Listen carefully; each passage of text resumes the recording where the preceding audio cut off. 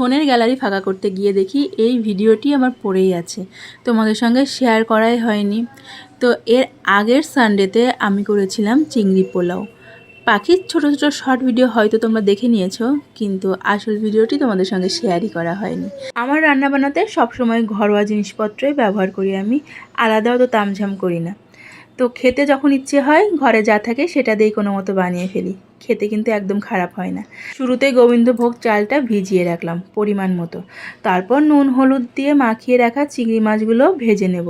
আর ভেজে নেওয়ার পর ওই তেলের মধ্যেই আমি রান্নার প্রসেসিংটা শুরু করে দেব। আগে থেকে কাটাকুটি থাকলে রান্না করতে কিন্তু খুব একটা সময় লাগে না, এজন্য আমি সব সময় রান্নার আগেই গুছিয়ে নিতে পছন্দ করি। কেটে কুটে রেখে দিয়েছি, যেমন রসুনটা ছুলতে না অনেকটা টাইম লেগে যায়। মাছ ভাজা তেলে পেঁয়াজটা ভাজতে বসিয়ে এখানে টুনটুনি বুড়িকে সারপ্রাইজ দিতে এসেছি। ও তো চিংড়ি মাছ পেলে আর কিচ্ছুটি চায় না, সেদিন শুধু চিংড়ি মাছই খেতে থাকে। আর এই দেখো তার কাণ্ড, সারাদিনের দুষ্টুমির মধ্যে এটা একটা দুষ্টুমি। টেবিলটা গলার মধ্যে ভরে দিয়ে সে নাকি রোবট সেজেছে, সে এখন রোবটের মতো অঙ্গভঙ্গি করছে।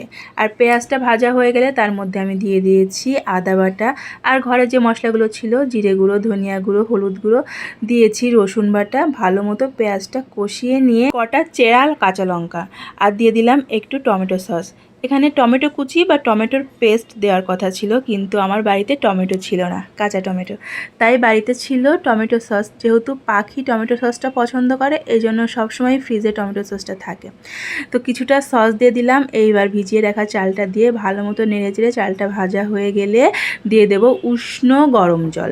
এখানে আমি 3 কাপ পরিমাণ মতো চাল নিয়েছি আর 6 কাপ জল দিলাম, কিন্তু 6 কাপ জলে আমার রান্নাটা কমপ্লিট হয়েছিল না, পরে আমাকে আরও 2 কাপ জল অ্যাড করতে হয়েছিল।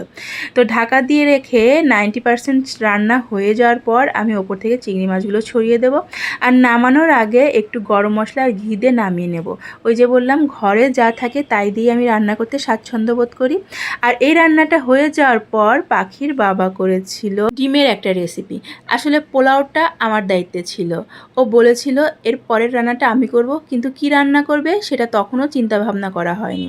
তো বাড়িতে তো ডিম সব সময় থাকে, আর যেহেতু বাজার কাছে, চটজলদি ডিমটা নিয়ে এসে ডিমটা শুরুতে ভেঙে ভাপিয়ে নিয়েছে, তারপরে ভালো মতো ভেজে ওদিকে মশলা কষছে, আর এদিকে আমি ভাবলাম এই সুযোগে পাখিয়ে খাইয়ে নিই, তারপর গরম গরম দুজনে মিলে খেতে বসবো।